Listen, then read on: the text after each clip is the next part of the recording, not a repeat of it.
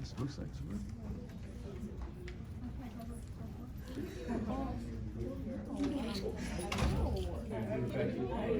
I'm so used to it in high school.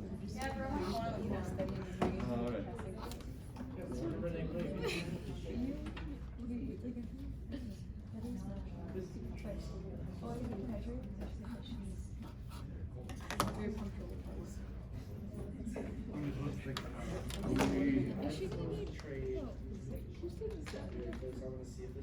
Okay, let's get started. So we just handed in the homework, but I just handed back the in-class assignment, so I want to talk about that for a second. The in-class assignment was asking you to do 2 if statements. Let me zoom this in. 2 if statements. And the number one problem was this second one here. This said, write an Excel if statement to determine if the mean of the data is less than 50 and or not less than 50. So if the data is less than 50, have Excel give the mean. And if it's not less than 50, have Excel state the mean is not less than 50. So given the mean.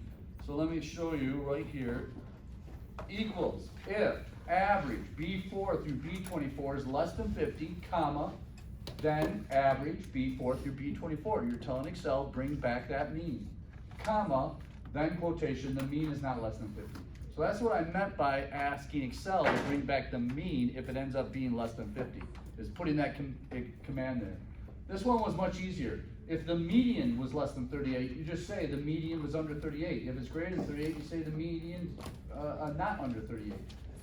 Just remember on the quiz, if you have these on the quiz or on, I guess you don't have to hand in this next homework. I don't think I put it on there, but just make sure and use the exact words that are in the instructions. Don't abbreviate the words into your own words. You know, if the words say the mean is not less than 50, don't just put less than as an abbreviation. Use the exact words in the instructions. All right, so there's the in-class assignment. Now let's go to the homework that you just handed in.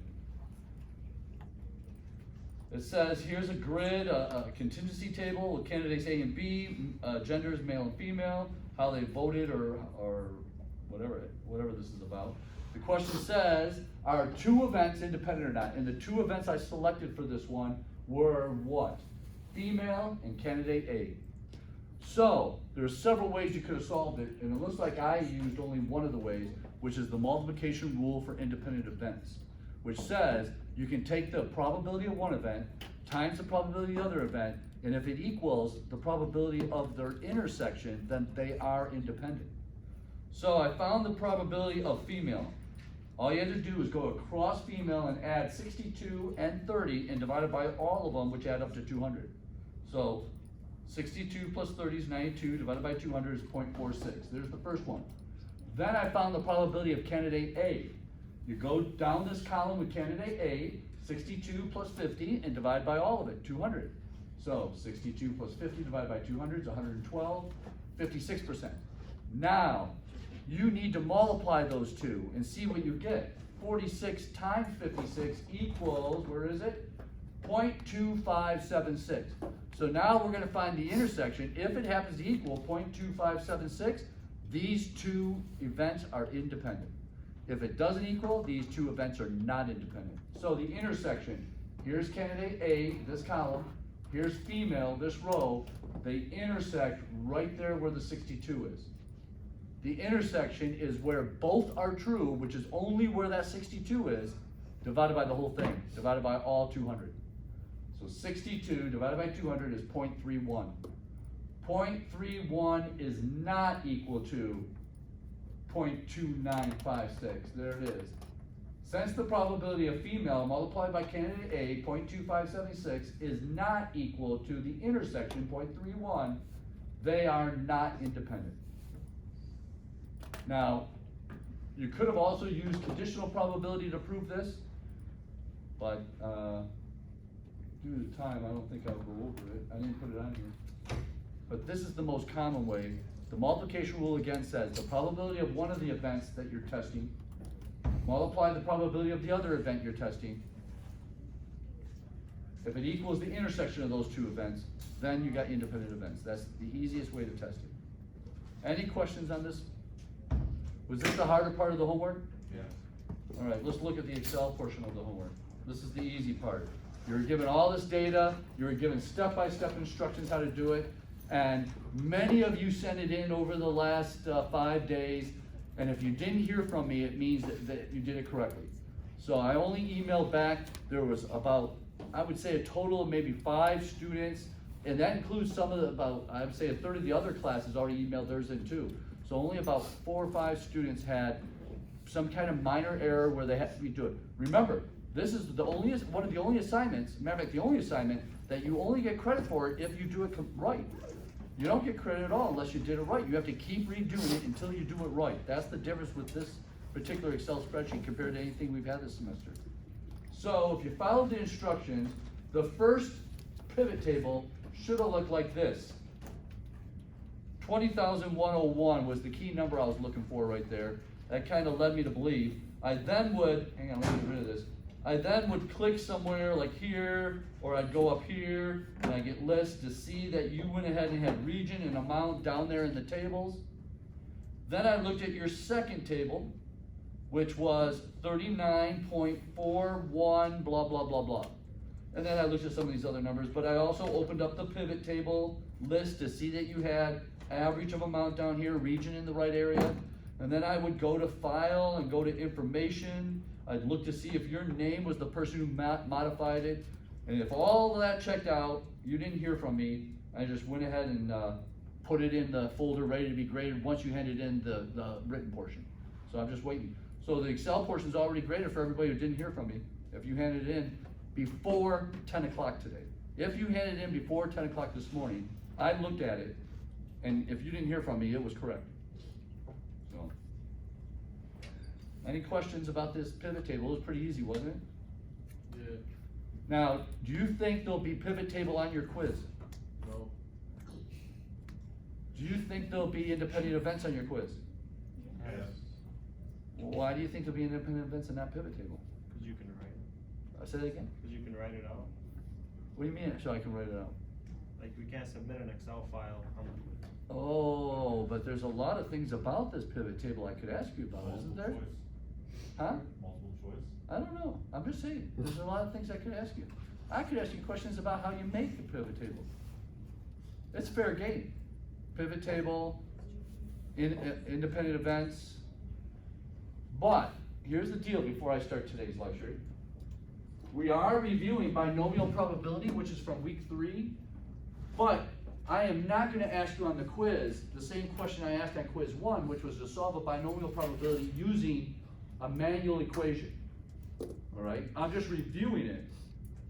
I am also reviewing how to solve it using Excel, and I do expect you to realize this could be on the quiz, even though this is review also, because Excel is so important for 302.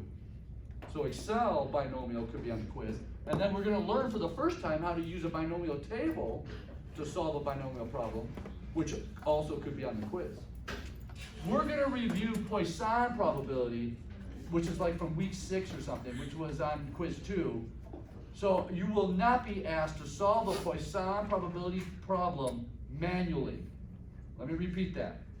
On quiz 3, you'll be, even though we're reviewing Poisson, you will not be asked to solve a Poisson manually on the quiz. We're also reviewing how to use Excel to solve it, and this could be on the quiz. Everybody hear that? I'll say that again. The Poisson Excel equation could be on the quiz. We are reviewing that today. We talked a little bit last week about using a Poisson table to solve Poisson, and this definitely could be on the quiz. Because that was after quiz 2 even. Now, we are also going to learn 3 new Excel functions. We already talked about one back a few weeks ago, but we're really learning it officially. Rand between, square root, and rand parenthesis parenthesis. We're learning these 3, which could be on the quiz. So this is the end of what could be on the quiz. After I finish today's lecture, that's all it could be on the quiz, and whatever we learned after quiz 2. So I think that's like week 8 material, week 9 material, and now this material. It's the smallest amount of material for a quiz, and the quiz is practically finished, darn close to being finished. And I have to say, it's so far turned out much easier than I wanted it to, which means I have to cut the time. Oh, sorry, that was a big sign. For the independent events, are you gonna like make us solve it a certain way, or we can do it like? how I'm we not want? even sure it's on the quiz. You're Okay, making but the let's say assumption it's on, hypothetically, if it's on the quiz, I'm not sure what I would ask about it. I'm just not sure. I think that you should know everything there is to know about independent events. That's the only thing I can think of. I have to cut this all out of this. That's not fair. Listen, the last video I posted, which was Thursday's lecture, was the first one that I tried not editing it at all to test the experiment that if there's no commercials with that one, then it's definitely the editing software causing it. Is there any chance anybody saw that last Thursday's lecture on video yet? I did. You did? Yeah. And was there commercials? No. It's the software. So what am I gonna do now? I gotta leave all of this awfulness in the video? You guys gotta go, oh God, this has nothing to do with it. And I always cut this, It's okay, we can skip this, we can't skip the ads. oh, you say go ahead and edit and have the ads, cause you guys No, can no. skip the ads? We can skip this, we can't skip the ads. Oh, you can't skip the ads? Yeah. But you could get past this knowing that this is awfulness, meaningless talk. Okay. You could just write on the board, start, and that's what we'll know into. What do you mean? Oh, right now, right on the board Right, start, start. and you'll see it as you're going fast? Really? I like this idea. You're all full of ideas. If there was extra credit, but there's not. If there were, I mean, you're proving you deserve some. Well, Howard's all over it, man. I'm sorry, Rami, you want to say something? You want to add something, Rami? What? Oh, you're just scratching your head? Yeah. Okay, all right, just checking. All right. So now, the new stuff. Are we ready for this? Let's look at week 10. I got instructions here somewhere. So here we go. Week 10. Wait, where's my pen? Start. I don't know. Okay, week 10. Look at when your homework's due. Never? This is the first time I've taken and split it into 3 quizzes, and I made a mistake. Really, you should be handing this homework in. I suggest you do it before I post the answers. But it's the next homework assignment that you shouldn't have to do. I don't know. I got to figure it out. This is all. Adding a 3rd quiz really put a time in things. Especially look how little material we have for today because of this 3rd quiz. And I didn't want to start chapter 7 when we have a quiz coming up on Thursday. So we have little material. So we're probably gonna get done early. But anyway, the homework's not due until never. And it looks like this. There are 1, 2, 3, 4 problems. And the 4 problems are asking you to write the exact Excel equation to solve them. There are different types of problems that could be on the quiz. And then to also use the appropriate table to solve them. Now there's only 2 type of probabilities that we're using table.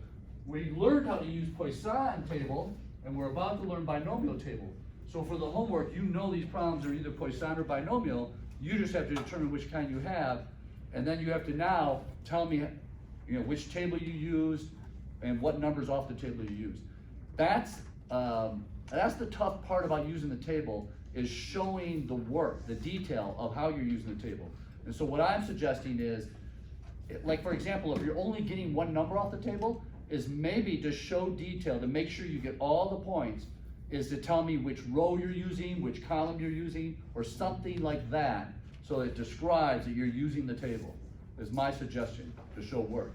If there's multiple numbers you're getting off the table, then you're gonna write down every number you're getting off the table, and you're probably adding them together. So that's the work that's showing me you're using the table, and that's good too. But when there's one where you're only getting 1 number off the table, you gotta show me something that shows you're using the table. So I would suggest maybe here's the column I'm using, here's the row I'm using, or something like that.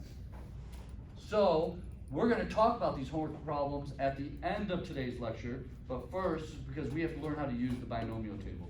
So we're gonna start with this. We're going to chapter 5 PowerPoint, binomial distribution. I wanna remind you, this is the one where the hint on how to recognize it is you're given a proportion or probability already in the story. Hey, this is happening 50% of the time, or usually this happens 80% of the time. And I'm about to read the example that we went over back in week 3.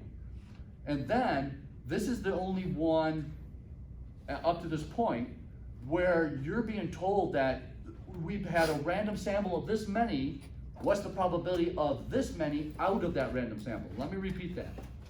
The story's gonna say that you're getting a random sample of a certain amount, and then the problem says, what's the probability of a certain number out of that random sample? So let me get to the example so you understand what I'm saying. There's the formula. See, the P is that probability, the N is how many is in the sample, and the X is what you're being asked the probability of. 3 numbers. Always for binomial, there's 3 numbers, whether you're doing Excel, doing it written, or doing the binomial table, the 3 numbers. Probability, the size of the random sample, and what the question's asking you to find the probability of. Those are the 3 numbers. Now, this first one, Evans is concerned about the low retention rate of employees. In recent years, management has seen a turnover of 10%. There's the given probability. That's the P right there. And hardly any other problems are throwing a P at you like that. So this helps you recognize it's binomial. 0.10, 10%. Matter of fact, here it is in Excel, right there, the third item. I'm putting in 0.10 right there. And then the story says, choosing 3 hourly employees at random, there it is. There's the size of the random, that's your N. So I'm out of, this is the random size. And it said, well, how many? 3? We're gonna follow 3 employees for a year. All the employees, we're putting a hat, their names, we picked 3 out at random, and we're watching them for the next 12 months to see how many of these 3 are still with us after a year. How many have left? What's the probability that 1 will leave the company out of the 3? There's our X. I'll put a 1 here. Equals BINOM dot DIST, binomial distribution, 1, comma, out of 3, comma, 10%. All I want to know is what the last number is going to be. Is it asking us to find the probability of 1 out of 3 exactly, 1 or less, 1 or more? Would we put a 1 or a 0 on the end? Not all at once. That was 2. Are we recording this? I know you couldn't hear them. They all talked at once. Just somebody volunteer, a 0 or a 1 on the end. You can be wrong. If you. Okay. Right. Been a long time, has it? All right. A 0 why? Because it's exactly. If it's asking for exactly a probability, not 1 or less, not 1 or more, then you got to put a 0 on the end. So I'll put the 0 there. All right, now we're going to use the table to solve it.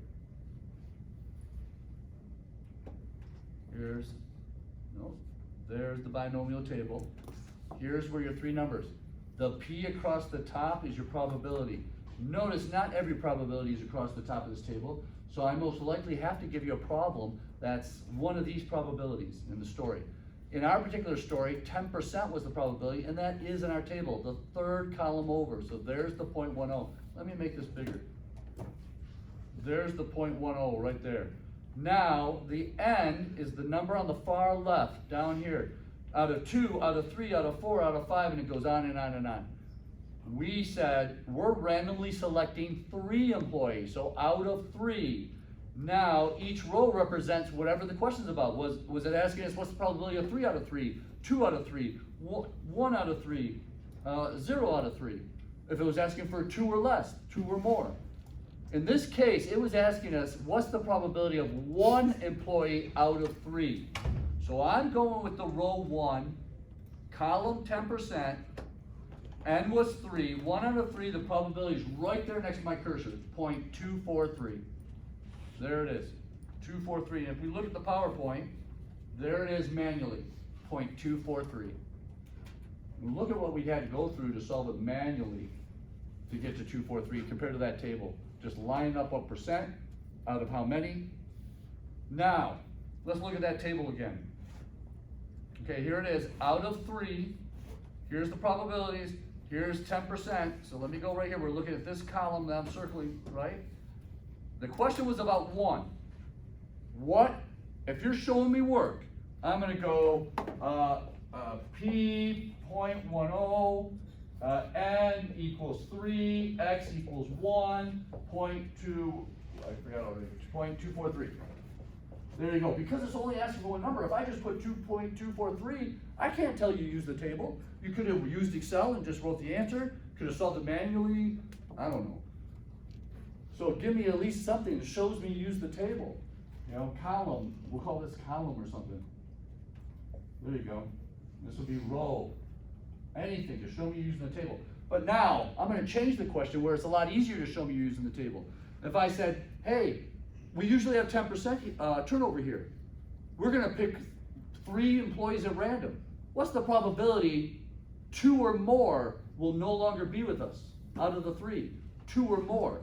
Well, if you go to the table, 2 or more would be, there's the 2, 0.027, so 0.027, and then more would be also the 3. So we'll add to it 0.001. And this equals 0.028. Circle it. There's my answer. I can see you use numbers off the table and that you add them together. So this is all the evidence I need that you use the table. This is the work you're showing right here. But if there's only one number, you're gonna have to show me something else. To show work, to show detail. All right, what if it said, hey, what's the probability 2 or less out of 3 will no longer be with us? 2 or less. Let's see, here's the number for, this is the number for 1, this is the number for 2, so I got that. The only number for 2 or less that's missing is the number for 0. And that equals 0 on there is going to be 0.729. 0.729, does that sound correct? Did I get the right number? So I would add 0.729 plus 0.243 plus 0.027, and then I get my total and circle it, and that is showing work you use the table. All right, let's go to the next one. Page 178 in your book, but on this right here, let's see, I got this book right here. It's a different page. It's example 5.8 on page 178 in your book. We're gonna do A and B. Let me make it bigger so we can see this good. It says, in the United States, about 30% of adults have a 4-year degree, all right? Suppose 5 adults are chosen at random. Here's our percent, right there, 30%, so we would go to the column, 30%, so now P equals 30%, or 0.30, and the number in our sample size says we're picking 5 adults at random. So we have that part. Now it's just a matter of, here we go. We're doing A? Yeah, we're doing A. What's the probability that none of the adults have a college degree? None out of the 5 at random. Hit me with the Excel. You ready? Hit me with the numbers. What's the first number? What's the X on the Excel here? 0. Out of how many did we choose at random? 5. What's the given probability? 0.30. And 1 or 0 on the end? 0. This is one of those unbelievable rare occasions where both would work, because 0 is at the very end of the number, but you actually should be using a 0 because it's not asking for 0 or less or 0 or more, it's just asking for 0. None. But 0 or less, there is only 0. So you most likely will get the exact same answer, but you should be using 0. B, what's the probability that no more, oh wait, we've got to use the table. My bad, hang on, let's get to the table. There's our numbers. And this isn't one of those exact numbers, so we gotta say, this will be column, let me spell it right, 0.30, row, let's see, n equals 5, row is gonna be 0. So let's go to the table, let's get an answer. Here we go. Gotta find 0.30, which is this column right here. Out of 5, we're going all the way down here to this column, down here to these rows right here. And then 0, there's the answer, 0.168. That's how easy it is to use this table. I had to show the work, what column I'm using, what n is, what row, that's a row there, not rhyme. Row 0, because it was only asking for one number. If it would have said, what's the probability of 2 or less, or 1 or less, I could have got multiple numbers off there showing I'm adding them together.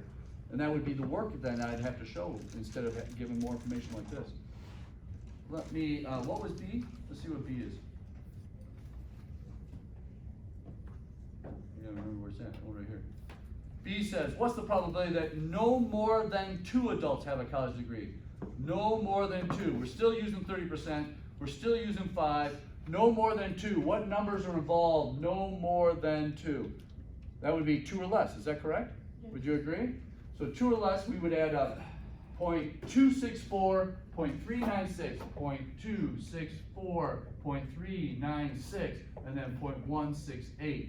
We'd add those up, get a total, and that's showing your work off the table because those are the 3 numbers that mean no more than 2, 2 or less. 2, 1, 0, off of that column and those rows. Okay, let's try one more. We're gonna go to week 3's assignment. Is it the written assignment? Yes. Week 3's assignment right here. This is a problem you've already had, but let's now use the table to solve it. Let me make it bigger. You've been asked by the president of the company you work for to calculate the probability that 2 employees out of randomly selected 6 employees will leave the company in the next 12 months. 2 employees out of randomly selected 6. Here we go. N equals 6, the row is gonna be equals 2. We don't know what P is, which is our column. The column is P. I'll read it again.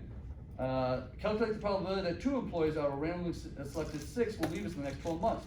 Traditionally, the company has turnover of 8%. 0.08 is not on our chart. So I'm gonna cross it out and pretend it says 0.10. 10%. Change it to 10% this story. That means 10% of the employees leave each year and the company spends money to replace them. So, let's go to our chart. Let's pretend that said 10%. We're going to the 10% column, which is right here. It's out of how many employees? 6 employees. The question is, what's the probability that 2 will no longer be with us? It didn't say 2 or more, didn't say 2 or less, it just said 2. So I gotta go down to 6. There's 6. Here's the 10% right there. Is that 10%? Yes. No, it's not. Which one's the 10%? 1, 2, third one over. Go down to 6. Go to the third one over, 10%. There they are. And this is for 2 out of 6. 0.098. 0.098. So we went to the column for 10%. We went to the N for 6 and row for 2. And right there next to the cursor is 0.098. All right, the next question says 3 or more. 3 or more. Help me with the Excel real quick.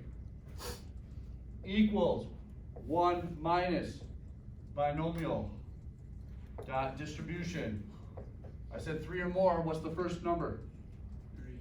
No. The opposite of 3 or more, because this is binomial. Same with Poisson. Those are the 2 that you gotta use the opposite on a more than. So that would be a 2, comma, 3 or more out of 6, comma, and 0.10, comma, 1 on the end.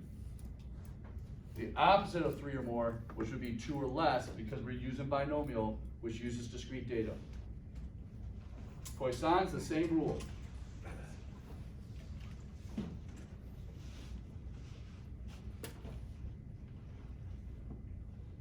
So 3 or more would have been 8%, 0.008, 0.000, 0.000. Those 3 numbers represent 3 or more at 10%. All right, so now we're going to review Poisson. I'm going to slide 27. Here's Poisson.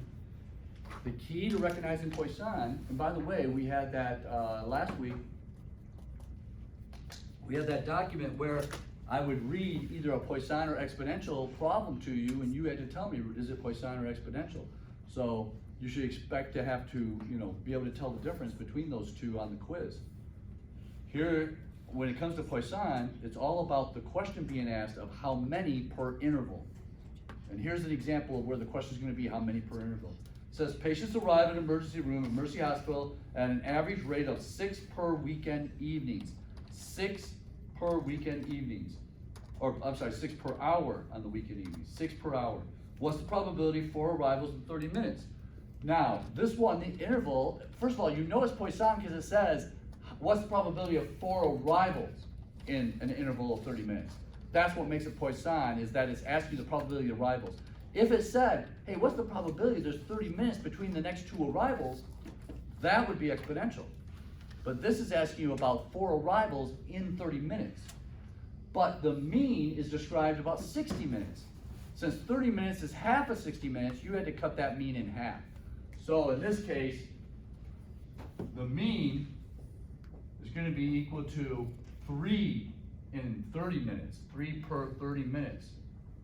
And the question is about how many? 4 in 30 minutes. Is it 4 or less, 4 or more, or 4? What is it on this particular Poisson question? Is the probability of 4 or more or 4 or less? 4 exactly? So 4 exactly. Let's do the Poisson. 4 exactly. X is whatever the question's about. 4, comma. The mean, we thought it was 6, but it's 3 because it's about 30 minutes. So we put a 3, comma. A 1 or a 0 in the end. Because it's asking for exactly 4, we're putting a 0 in the end. There's the refresh your memory on how to use that. Now let's refresh your memory how to use the Poisson table. I think I noticed that I forgot to open it, so I'm going to open it right now. Already closed after I opened it. Oh, I think what happened is this feels like I've done it already. Poisson table says, tell me what the mean is. The mean in this case was 3, so we got to go to where the 3 is. Right here, this last column to the far right. And how many out of 3? 4. So we're going to the 4, which is this row right there where my pointer is, 0.1680. So, where are we? Right here? 0.1680. Here's the deal. You're using the Poisson table, and you're just pulling one number off there because it's asking for the probability of exactly 4 when the mean is 3 over a 30-minute interval.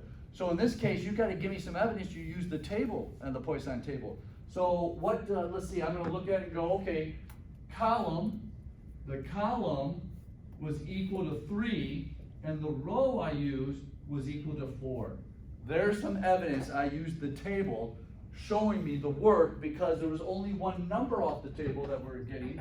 So there's no way to show any work to prove you used the table unless you tell me what column and row you used. I'm going to change it though to where you don't have to tell me the column and rule. For example, let's go back to the question. Says on average 6 patients arrive per hour. I'm going to say what's the probability 3 or less arrive in the next hour? 3 or less arrive in the next hour. So now we have X equals 3 per hour, and there's no reason to adjust the mean because it's per hour already also. And I didn't say just 3 per hour, I said or less. 6 per hour is the mean. So now in this case, we're not using a 3, we got to switch columns. Go back to the table, we got to find the column for 6. There it is, this column over here for 6. The question's about 3 or less, so I'm going to go to the row for 3, which is the 4th one down right there. So I would put 0.0892 plus the one above it. Is that 0446? 0446. Plus the one above it. 0.0149. Is that 0149? Yeah. Oh, I almost looked at that. Plus the last one on top is 0.0025. And then you add those together, circle your answer, and you showed me you used the table because all these numbers came off the table. You don't have to tell me which column or which row in that case if I said, what's the probability of 3 or less, when usually we have 6 per hour. Okay, I smell food. Is it just me? Smells good, wherever it's coming from. It reminds me of cinnamon rolls or something, you know? Is it just me? Oh. Pass this class up. Let's go eat.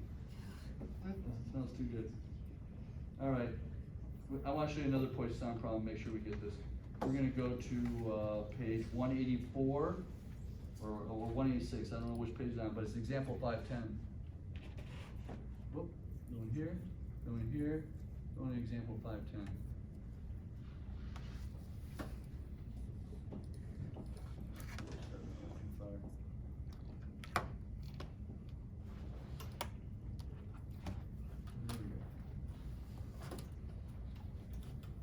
Okay, it says, we can now address questions, blah, blah, blah, blah, blah, blah, blah, blah, blah, blah, blah, blah, manager. Okay, specific questions, the probability distribution of customers arriving at the store. So this is gonna be about customers arriving at the store. Anne believes a typical Starbucks customer averages 18 visits to the store over 30-day period. So the mean is 18 per 30 days. If the question's about 30 days, we don't have to adjust that mean. If the question's not about 30 days, we may have to adjust that. We may not use 18. It says, we're doing A or B? Let's look here. We're doing B. What's the probability that a customer visits the chain 5 times in 5 days? 5 times per 5 days means that our X equals 5. Our mean is not going to be 18 because it's about 5 days. 30 days is what our mean's being described as. We have to reduce 30 days down to 5 days, which means we have to divide by 6. So 18 divided by 6, we gotta use a sixth of 18 is 3. So our mean is 3. And now to find that probability, this was B, right? We'll use the chart and compare it to the answer on there. Go into the Poisson chart, going to a mean of 3, and this is asking for exactly 5. It doesn't say 5 or more or 5 or less.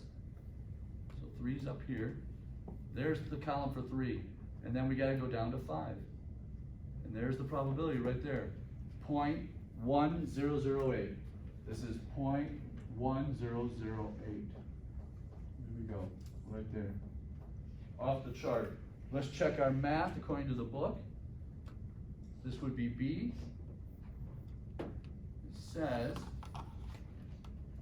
take e to the power of -3, because -3 was the mean instead of 18, times 3 to the power of 5 over 5 factorial, you get 0.1008. All right, have I refreshed how to use the Poisson table and how to use Poisson Excel? Listen, we didn't do this one Excel. Let's do this last one Excel. Equals Poisson, parentheses, we're being asked about 5, comma, the mean is 3, comma, this was 3 exactly, 0.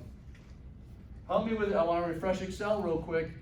What if it said, what's the probability of, in 5 days, what's the probability a Starbucks customer visits 4 times or less? 4 times or less when the mean is usually 3. Here we go, 4 times or more, 4 times or more. Equals 1 minus Poisson, be ready to help me. 4 times or more, what's the first number? 3. The opposite of 4 times or more, comma, 3 is the mean, 1 on the end. 1 minus the opposite of 4 or more would be 3 or less. That's why you gotta use it. With Poisson and binomial, you gotta remember in Excel, matter of fact, look, where is it? Where's our homework? Is this it? No. Here we go. Customer arrives at a local credit union at a rate of 2 per 5 minutes during the afternoon hours. Calculate the probability that 3 customers will arrive during the afternoon hours in a 10-minute interval. My question is this Poisson or Excel? Poisson or Excel?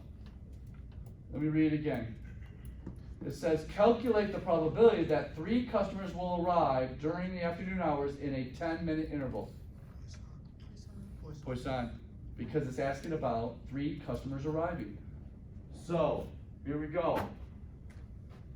X is about 3 customers arriving during an interval of 10 minutes. The mean is being described as 2 per 5 minutes. 2 per 5 minutes. We got to convert that mean to 10 minutes. So we have to double it because 5 minutes doubles to 10. So this ends up being 4 per 10 minutes. So the mean we're going to use is a 4 instead of a 2. Is this asking for 3 customers or less, 3 customers or more? It's just asking for 3 customers exactly. So if we were using the table, we got to tell which column we're using, which row we're using. This is the Poisson table, because you said it was a Poisson problem. The mean has been doubled to 4, so we go to the column for 4, It's asking you about the probability of 3, so we go 0, 1, 2, 3, 0, 1, 2, 3. The answer is 0.1954. 0.1954. If we were using Excel to do this, this is asking for exactly 3 equals Poisson, parenthesis, x is a 3, comma, the mean, we had to double it to 4, comma, put a 0 on the end because it's asking for the probability of exactly 3 when there's usually 4. I know this stuff is boring, you guys. Let's go ahead and get to the Excel. Let's get done early. Ready? All right, rand between. This is when you want to use this when you're trying to find a random number that happens to be discrete. 1, 2, 3, 4, 5, 6, and so on. You aren't going to be able to find a random number between the numbers using rand between. RANDBETWEEN. Then, in the parentheses, you put the lower value and the highest value that you want to be selected from. So notice it says 1, 900. So every time I change any cell on the spreadsheet, a new number is going to come up where it says 732 right now. So watch, I'm just going to put a space here. That 732 is going to turn into a different random number between 1 and 900. If anybody can guess right now, I'll give them $1. 248. 248. Here we go. 62. You lost $1. I'm sorry, you lost the opportunity to make $1. But every time you lose, you owe 10 cents. Starting now. What's the next number? See, nobody wants to volunteer because there's 10 cents involved? Seriously? 89. Huh? 89. 89? 426. This is a tough one. You may have to go to a penny. All right, if you get one right, I now have a $20 bill in my pocket for you. If you get this next one right, go ahead. Who wants to take the chance? And you don't have to pay anything if you get it wrong. Sorry? What's the question? What's the next number? 258. 258. Anybody else? 12. Okay, I got 12 and a 258. Either one of them get it right. It's $20. Anybody else want in on this? 33. Wait a minute, I can't remember all this. 12. What was this one? 258. 258. Third one? 33. 33. Go ahead. 72. 70 what? 72. 72. I got it. What is it? 24. 24. You can't more than one number. You can't more than one I got a number. question. So if we get it in between like a certain No, number, if any of these are right, I'm handing $20 over to somebody. I'll double like, it. if it's like All within right? 10, You want a chance? Go ahead. 700. 700 and what? 3. And 3. Last one. I can't hear you. 5. 5? 005. 5. Okay, you ready? You know the odds are in my favor, right? Because, there's 1 through 900 numbers here. This is like the lotto. The chances of any of those numbers coming up are so slim that I can take this $20 bill and just throw it in the air and put it back in my pocket. Are you ready? What's the number? oh my God! Yeah, no good way. try. Nice acting. No, like that's Lesbian hat, that's why I gone. asked, Gone, like, gone. If it's within like 5 Gone. years, Didn't that's- work well at all. Wow. Anybody know what I'm talking about? 3 off. 3 off. Oh, you fooled me. Here's your 20. Oh my God. Let me get 20, bro. Okay, does everybody understand how rand between works now? Yeah. All right, any number, when you have to find a random number with discrete data, this is how you do it. Now, look at this though. RAND parentheses with no space. No space between the parentheses. I want to make sure you see that. You're just getting it? Yeah, we're just ending. I don't know what she's getting out of this. RAND parentheses, no space between the parentheses. You're telling Excel, okay, pick a number random, a random number now between 0 and 1. 0 and 1, meaning it's going to be point something. Could be 0, could be 1, but it's most likely going to be point something. And all the numbers from 0 to 1 are like infinity, depending on how many digits you're willing to go to the right. So there's so many numbers. There's no reason to play the game. I mean, there's so many. And you're not even telling it between something or something. So right now, in this cell right here, it says equals RAND parentheses. Now watch, every time I change any cell in the spreadsheet, there should be a different number here. Every one of these numbers will change, but this is the one we're focused on right now. 0.6038, I'm gonna put a space here. Now it's 0.6778, put a space here. Now it's 0.07422. So when do you need to have numbers between the numbers? There's all, matter of fact, this is the most common random number generator of all the Excel functions out there, as far as random numbers, RAND parentheses, parentheses. And a perfect example is, did I open simulation? All right, I may have shown you this once before, but I want to make sure you see this because this is the real world. Simulation, I talked about this several times, but I don't know if I ever showed you a simulation. A simulation looks like this. I mean, in the real world, they say, hey, we're about to go into this new project, and the market size is somewhere between 100,000 and 350,000 units we could sell. And we can capture 3% or 17,000 or 17% of that market size, somewhere in there. When you have these meetings where you're thinking about spending millions of dollars, everybody comes up with what could happen. What size of the market could we grasp in that first year or the second year or whatever? What would be our market growth if things go as planned? What size is the market and what percent of it would we get? What's the useful life of the equipment? Is it going to last us 6 years or will this equipment last us 10 years? Can we sell it and get a residual value for the equipment after we're done with it? Can we get some money back for it? Yes, it says however much money you're going to spend on that equipment, you're going to get back somewhere between $3.5 million and $5 million when you sell it after using it between 6 and 15 years. All of this information gets talked about in meeting after meeting after meeting. And then you apply randomness to these unknowns. And you let randomness decide how this will turn out. Will we make money or will we lose money? So let me show you just how one situation, let me see what it's referring to. So we'll start with, where's the total investment? I didn't see that. Oh, there's our total investment. To get into this, we're gonna have to spend somewhere between $7 million and $10.5 million. We know it's somewhere in there. We're gonna let randomness decide how much our initial investment is gonna be just so we can see every possibility. So if you look at the formula, somewhere between 7 and 10.5 million. The first one came up at, look at that, 9 million. But it's because of was this RAND that this has happened. Equals RAND, parentheses, so some number, let's say 0.5. 0.5 comes up.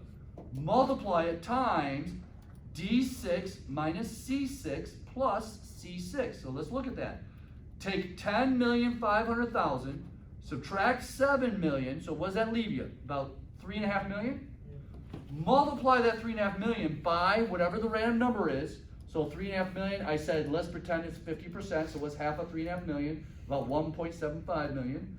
Then the formula says add it back to the 7 million. So if 0.50 came out to be the random number, we would get about 8.75 million. But look, the first simulation said you're gonna have to spend 9,053,000. The second one said you're gonna spend 7,308,000.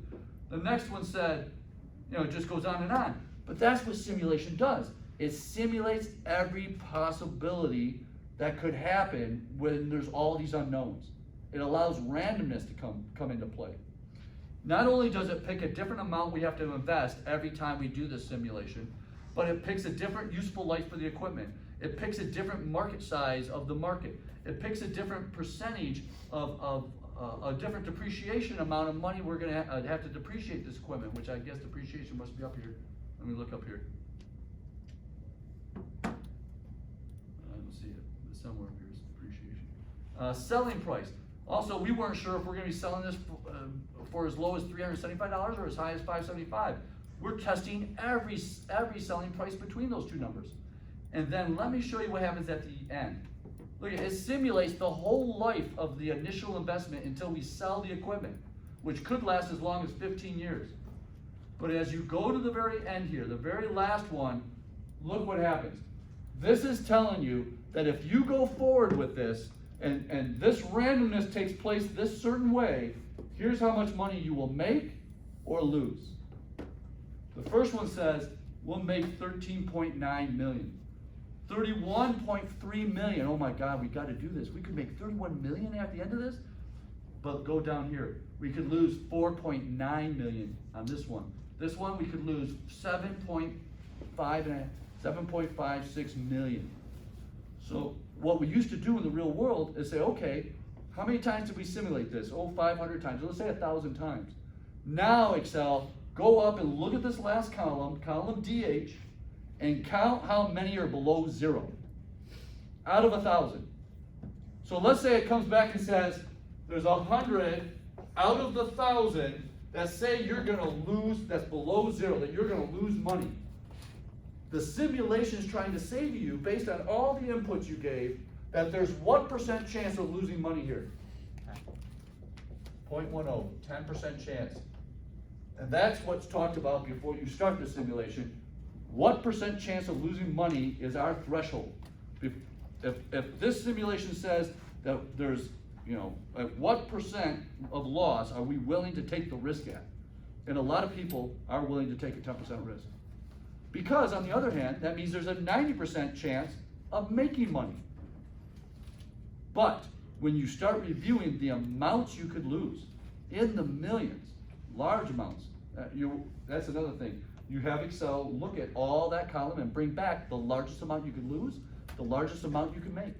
And this is how you make big decisions.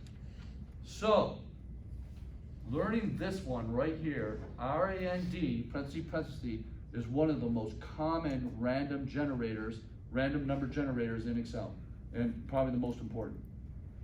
Last, square root. I know you've all probably seen square root before. SQRT, parentheses, whatever number or cell location of a number is, it will square root it for you. SQRT. I think most of you probably used that before. All right. Let's talk about the quiz. Yes. I'm not 100% finished, but I'm so close that I can say it's the longest of the 3 quizzes. So why do you say we don't have a lot of time? Because it is much easier than I wanted it to be.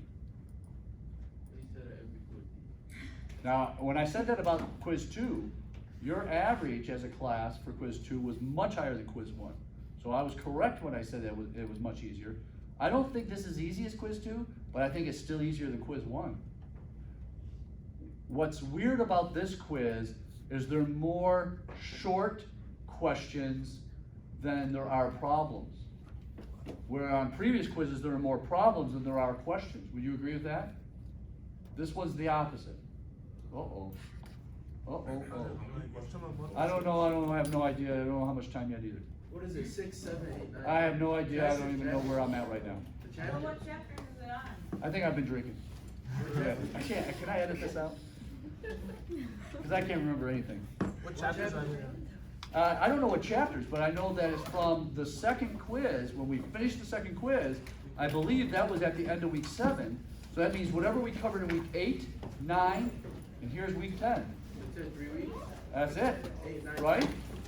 Second quiz going on. Hey, I want to mention something. Hang on a minute. Where'd it go? I didn't know we'd have time. Any other questions about the quiz before I mention this? Hey, I don't know, was it Marcus Blake? Did you guys ask me about this on the way out last time? Who was it? Who asked me about this on the way out? Oh, they sent me that every time. You guys did? Pat? Man? Okay. I got one of these in the mail right after you asked me that last Thursday. And so I looked at the fine print. Here's their question. You ready? These come in the mail all the time from different banks and financial institutions where they say, open an account with us and we'll give you $600 for opening account. Right? Is this what you guys are asking about? No, it's not open. Huh? You gotta open like it's like a... Hang on, there's more to it. That's right. I'm gonna make sure you see the fine print so you realize it. But actually, this isn't that bad. This is not that hard. And when you read the fine print, as long as you stick to those rules, this is the hard part. You gotta stick to the rules for, I believe it's for 90 days. You have to meet all these requirements for 90 days straight. Then you gotta wait another, I think it's another 14 days, and the money then shows up in your account. Now, the real fine print below that, I don't want to give you the real bad news, is you then, at the end of the year, will get what's called a 1099 interest statement. You have to pay taxes on this money, just like it was earned like income. So I didn't know if you realized that about these little promotions. So here's the deal. You'll get these in the mail. It says, earn up to $600, free money, right? Good news, yeah. They want you to open an account at Huntington Bank. Go ahead. Isn't that like only make over 12,000 though? Hang on, I'm about to read this part. here's the requirements you have to meet for 90 days to get the 600. It's such fine print. Give me a minute here. I gotta look at it. You have to open the new account somewhere between October 23rd and December 22nd. So you get exactly 2 months to make this happen. You cannot already, you have to be a new customer, not having an account at Huntington whatsoever. So there's number one, you gotta keep it open for 90 days once you do all this other stuff. You wanna make cumulative new money deposits into this new account of at least $1,000 or more within the 90 days from the date you open the account. So $1,000, and you gotta keep the $1,000 in there for 90 days. Now that 90-day part is not from the day you open the account, from 90 days from the day you got it to $1,000. So you got $1,000 in the account now, and you did it within 90 days, but now another 90 days start from now that you got it to 1,000. So now counting 90 days, hang on, there's more to it. The definition of new money is defined as money that's not been currently deposited in Huntington in any account, except if you happen to have a CD that's maturing, you could possibly use that. But new money is considered any money. So the $1,000 you deposit into this new Huntington account has to be money that was never at Huntington before. So there's that. And then the last thing says you must maintain this open account with the $1,000 status to be eligible for the bonus for 90 days. And then that's it. That's not that bad.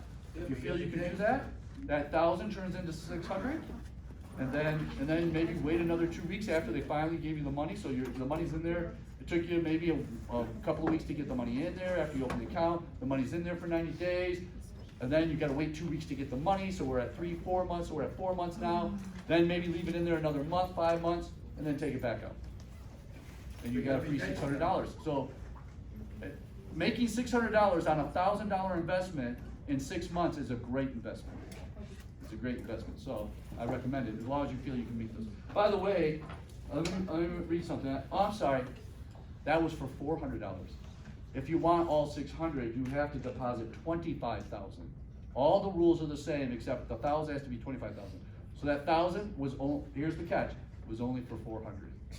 That's the fine print. So make sure you read it carefully if you get those in the mail. I'll see you guys on Thursday for the quiz. Hey, if you came back in late, let me give you the stuff I handed back. Don't need to tell you the stuff I handed back. I think I have some of yours too.